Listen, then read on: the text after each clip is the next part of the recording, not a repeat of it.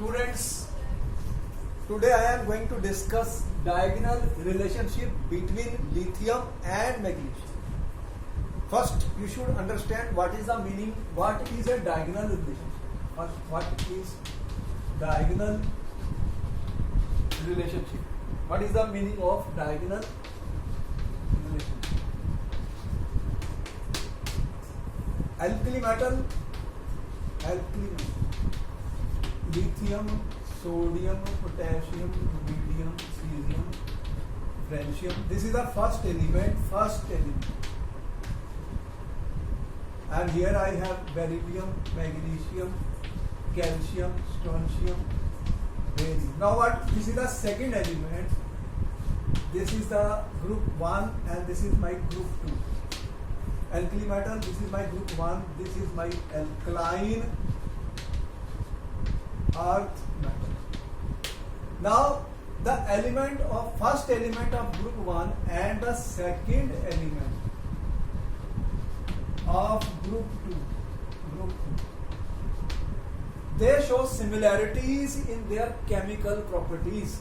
They show similarities in their physical and chemical properties. They show similarities in their properties.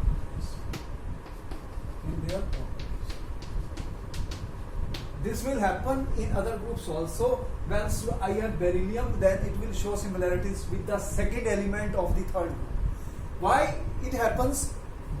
Why there is a diagonal relationship? Because as you go down the group, students, as you go down the group, the atomic size is increase. Atomic size increase due to addition of new shells, and as you go along the period, atomic size decrease. So what will be the result of this? Atomic size increases, atomic size decreases. So here this is the first element and this is the second element. So what will be the result of this, student? The size of these two will be almost equal, because the atomic sizes of lithium and magnesium are almost equal. So when the atomic sizes are equal and their ionic radii are also equal, almost quite close. Their atomic and ionic radii are very close to each other. So what is, for example, I am saying lithium 152 picometer. Atomic size of lithium is 152, and for magnesium 160 picometer, and the size of lithium plus is 76 picometer, and magnesium 2 plus is 72 picometer. So they have similar atomic sizes almost, and the result of this is that the charge by radius ratio is almost equal. And when the charge by radius ratio is almost equal, their sizes are equal, their charge by radius ratio is almost equal, so they will show similarities in their properties. This is called diagonal relationship. This is between lithium and magnesium. We will also see between beryllium and the next group, second element, third group, second element. So students, let us see what are the similarities which we will experience in these cases. So first of all, we understood what is a diagonal relationship. Okay. Diagonal. First important thing is that both lithium and magnesium, they are hard and light. As compared to rest of the elements, both of them are hard and light because they are almost equal size. Lithium has a smaller size. Second thing, we find that they react slowly with water. As you see, the ionization enthalpy of lithium is quite high. This is small, and magnesium will not react with cold water. Magnesium will only react with steam. So they react slowly with water. Both lithium hydroxide and magnesium hydroxide, they are weak bases. Next, what we find that lithium form lithium oxide and magnesium forms magnesium oxides. They form monoxides and are not forming peroxides or superoxides, not more. They are not forming these. So what is happening? Lithium plus oxygen gives us lithium oxide. So here we have 2 lithium oxide. So, and what is happening? Magnesium is reacting with oxygen to form MgO. Both are forming oxides and they are not forming superoxides. They are not forming superoxides or higher oxides.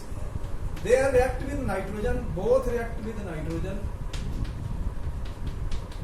to form nitrides, which are ionic nitride.